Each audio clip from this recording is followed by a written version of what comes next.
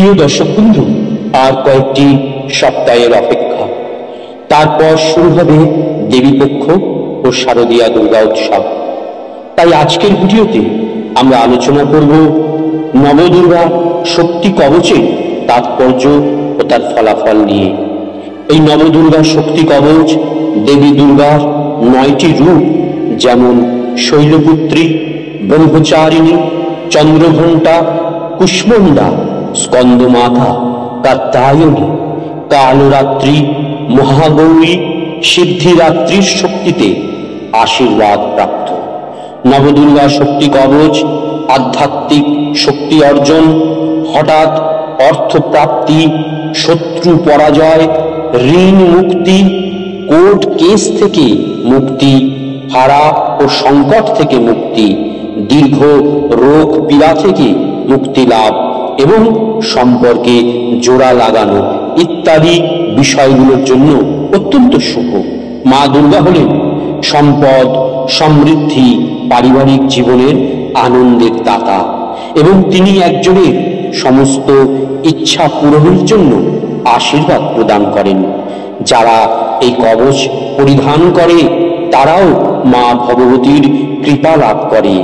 যারা শনি, রাহু এবং কেতুর মহাদশা বা অন্তর্দশায় খুবই সমস্যার মধ্যে দিয়ে যাচ্ছেন, তারা এই নবদুর্গা শক্তি কবচ দেবী পক্ষের যে কোনো দিনে ধারণ করলে সুফল পাবেনই। নবদুর্গা কবচ দেবী দুর্গার 9টি রূপের ঐশ্বরিক শক্তিকে জাগ্রত করার জন্য সাবধানতার সাথে বিধি নিয়ম মেনে তৈরি করা হয়। এই পবিত্র কবচটি একটি শক্তিশালী রক্ষা কবচ হিসেবেও কাজ করে। আপনাকে কঠিন চ্যালেঞ্জের মুখে শক্তি, সুরক্ষা ও সাহস প্রদান করে। নবদুর্গা কবচের ঐশ্বরিক স্পন্দনগুলো আপনাকে ঐশ্বরিক কৃপার দ্বারা ঘিরে রাখবে, আপনাকে বাধা অতিক্রম করতে এবং জীবনের সমস্ত ক্ষেত্রে বিজয় অর্জনের ক্ষমতা দেবে। আসুন এখন দেখে নিই এই নবদুর্গা কবচের উপকারিতাই বা কি। নবদুর্গা কবচ দেবী দুর্গার ঐশ্বরিক সুরক্ষা এবং আশীর্বাদ প্রদান করে। আপনাকে আপনার আধ্যাত্মিক পথে নেতিবাচক শক্তি এবং বাধা থেকে রক্ষা করে। এই কবচ শক্তি, সাহস এবং স্থিতিশীলতা তৈরি করে। আপনাকে আত্মবিশ্বাস এবং সংকল্পের সাথে চ্যালেঞ্জ মোকাবিলা করার ক্ষমতা দেয়। দেবী দুর্গা বিজয়ের মূর্ত প্রতীক, তাই এই কবচ ধারণকারী সমস্ত প্রচেষ্টায় সাফল্য লাভ করে। সর্বত্র বিজয়ের জন্য দেবীর আশীর্বাদ প্রাপ্ত হয়। দেবী পক্ষে নবদুর্গা শক্তি কবচ ধারণ করলে অত্যাশ্চর্য সুফল মেলে। আগামী 21শে সেপ্টেম্বর 2025 রবিবার সর্বপিতৃ অমাবস্যার দিনে পিতৃপক্ষ শেষ হয়ে দেবী পক্ষ শুরু হবে। তাই হাতে মাত্র আর কয়েকটা দিনই আছে।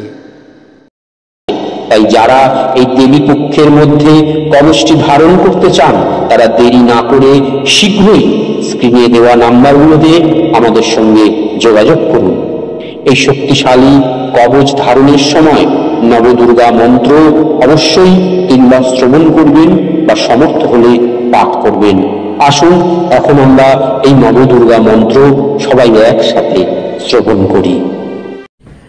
जगत पूज्ये जगत बंदे सर्वशक्ति स्वरूपिणी सर्वात्मिकेशि कौमारी जगत मातर नमस्तुते त्रिपुरा त्रिगुणाधारा मार्ग ज्ञान स्वरूपिणी त्रैलोक्यवन्दितां देवीं त्रिमूर्तिं प्रणमाम्यहम् कालिकां तु कलातीतां कल्याणहृदयां शिवां कल्याणजननीं नित्यं कल्याणीं प्रणमाम्यहम्